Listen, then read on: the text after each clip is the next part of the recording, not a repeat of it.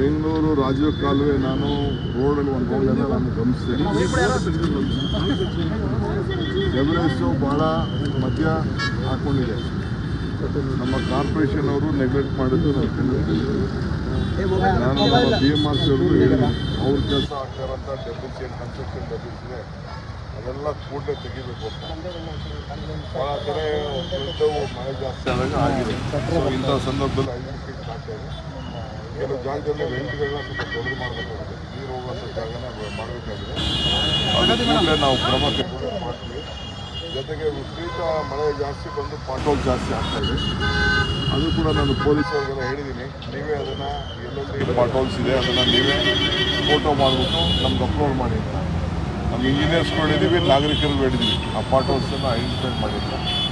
So ಇಂಥ ಸಂದರ್ಭದಲ್ಲಿ ಮುಂಜಾಗ್ರತೆಯಾಗಿ ಎಲ್ಲೆಲ್ಲಿ ಇದನ್ನು ಮಾಡೋಕ್ಕಾಗ್ತದೆ ಮಾಡ್ತೀನಿ. ಅದರ ಜೊತೆಗೆ ನಮ್ಮ ಹಾರ್ಟಿಕಲ್ಚರ್ ಕೂಡ ನಾನು ನೋಡಿದೆ, ಅದು ಸರಿಯಾಗಿ ಕೆಲವು ಪಾರ್ಕ್ಗಳೆಲ್ಲ ಕಂಪ್ಲೀಟ್ ಪಾರ್ಕ್ ಒಳಗಡೆ ವಿಪರೀತ ಡಬ್ರಿಸ್ಗಳು ಕ್ಲೀನಿಂಗ್ ಎಲ್ಲ ಕೂಡ ಎಲ್ಲ ಆಗ್ತಾಯಿಲ್ಲ.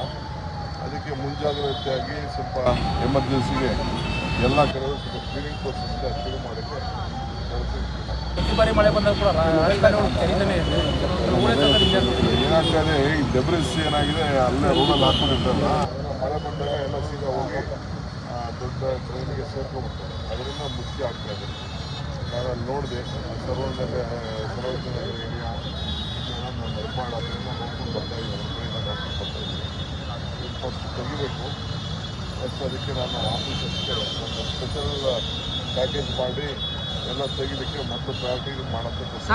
ಟ್ರಾಫಿಕ್ ಪೊಲೀಸ್ ಬೆಳಗ್ಗೆ ಎದ್ರೆ ಮಳೆ ಬಂದ್ರೆ ಕ್ಲಿಯರ್ ಮಾಡ್ತಾ ಇರ್ತಾರೆ, BBMP ಯಾರು ಬರೋದಿಲ್ಲ ಅಂತ ಅಲಿಗೇಷನ್. ರಸ್ತೆ ಗುಂಡಿಗಳು ಅವರೇ ಮುಚ್ಚುತ್ತಾ ಇದ್ದಾರೆ ಸರ್, ಪೊಲೀಸರೇ. ಎಲ್ಲಾ ಕಡೆ ಟ್ರಾಫಿಕ್ ಪೊಲೀಸ್ ಮರಗಳು ಏನಿದೆಯಲ್ಲ, ಹಳೆ ಕೊಂಬೆಗಳೆಲ್ಲ ಅದನ್ನೆಲ್ಲ ಐಡೆಂಟಿಫೈ ಮಾಡಿ ತೆಗಿಬೇಕು.